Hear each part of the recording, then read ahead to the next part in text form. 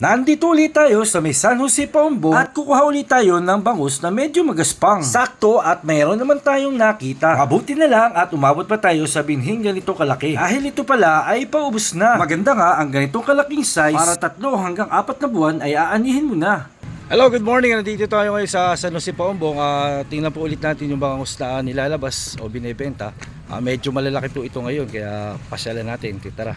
Ang hanap natin ay binhi na medyo malalaki na. Yung sukat ba na 4 lagpusan. Pumapasok na kasi ang hanging amihan. Kapag malakas na ang hanging amihan, malamig na ang panahon. At kapag malamig na ang panahon, mahinang kumain ng mga isda. Kapag mahinang kumain ng mga isda o bangus, mabagal itong lumaki at nagiging payat. At kapag payat naman ng mga isda, nagkakaroon nito ng mga sakit at posible itong mamatayan. Kapag ito'y namatayan, mababawasan ang iyong aanihin. Hindi mo pa alam kung mababa o mataas ang bentahan nito sa merkado. Dahil dito, nagkakaroon ng pagkalugi ang mga proprietaryo. Kaya ang pinahanap sa atin ngayon ay medyo malaki na at matibay sa lamig at hindi makakain ng mga ibon. At ngayon nga papasok na ang amihan, marami na rin ang mga ibon. Tinatawag na migratory bird na posibleng kumain sa mga alaga nating bangus. Mabuti na lang at may naabutan pa tayong malalaking bangus na panghulog sa plaisdaan. Yung ganitong size ng bangus ay hindi na makakain ng mga ibon at pwede na rin itong kumain ng feeds na starter o kaya grower. Dito na po kami sa aming paghuhulugan dito sa Misapang Patay.